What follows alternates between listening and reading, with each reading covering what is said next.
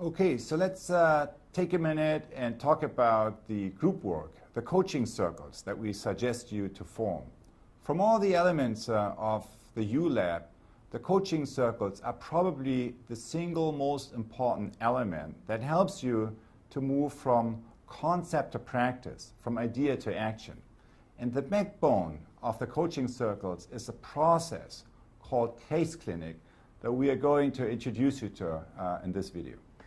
So case clinics allow a group to move through an entire U process in just over an hour. In a case clinic, one person is the case giver and the other 4 people in the group are helpers or consultants. And you use the principles of Theory U to move through this process which we're going to describe. Case clinic allows participants to reframe issues and to generate new ways of responding to them. So if you've joined a coaching circle, each week you'll work through this process with your group and help the case giver come up with more creative and effective ways of dealing with their leadership challenge. In each case clinic, there are 3 roles. The first role is that of the case giver, and then it's the coaches, and then it's the process person, the timekeeper.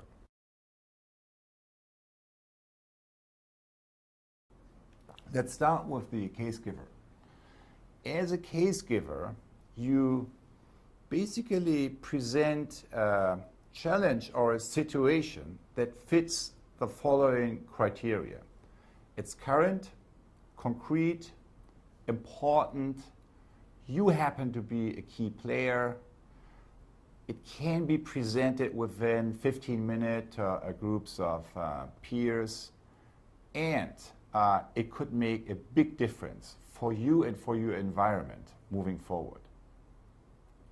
Now, most of us work in a way that we have like 2 types of cases that we could present. One is a case that usually in a classroom or in a workshop or in some kind of corporate function you would present to peers and then get some feedback on. And the other case is the real case. The real case you're really dealing with. And why are these 2 cases different? Because if I present to you my real case, this is what happens to me. So if I present to you my real situation, this is what happens to me. It puts me 1 down. Showing to you my real problem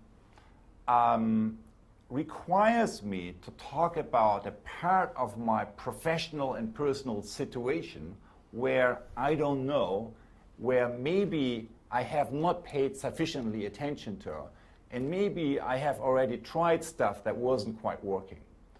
So talking about my real issue requires me to show some vulnerability to a group of people that I don't know. And that requires courage.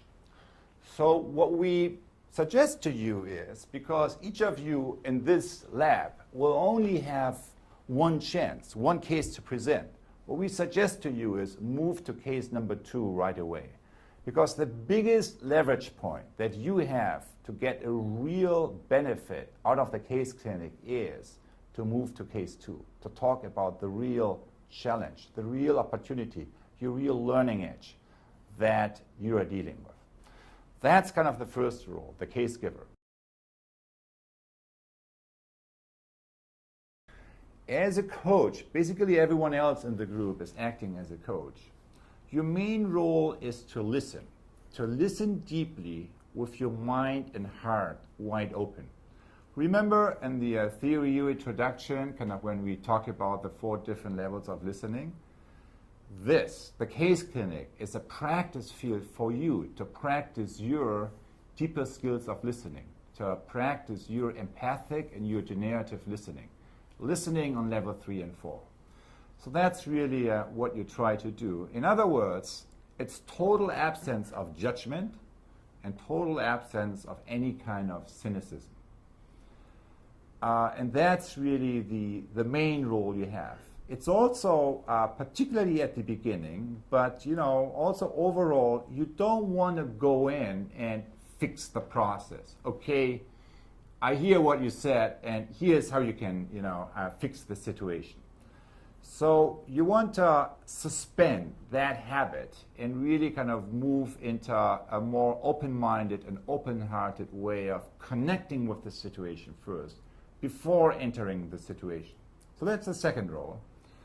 And the third one is the timekeeper. So one of the coaches, in addition, volunteers for the role of the timekeeper. And as a timekeeper, you basically make sure that you move through the 7 steps of the process more or less within an hour, kind of the time frame that you have been giving to yourself. We have suggested time allocation for each of these steps that you see in the handout that comes with this introduction. And that's a good approximation, but you don't really go by the minute. It's not a rigid frame. It's something that you need to adapt to the current situation you are seeing in your group. But you make sure that within in a 1 hour time frame, the whole process has been going through. So that's basically for the setup. Is there anything else? I think that's it. I think we can move into the instructions and get started. We often do these in person. We've also done them the way that most of you will do them in this course, which is virtually. And it just takes practice, as Otto mentioned. So next week we'll come back and we'll check in about how the process goes. But for now, why don't we go into the instructions?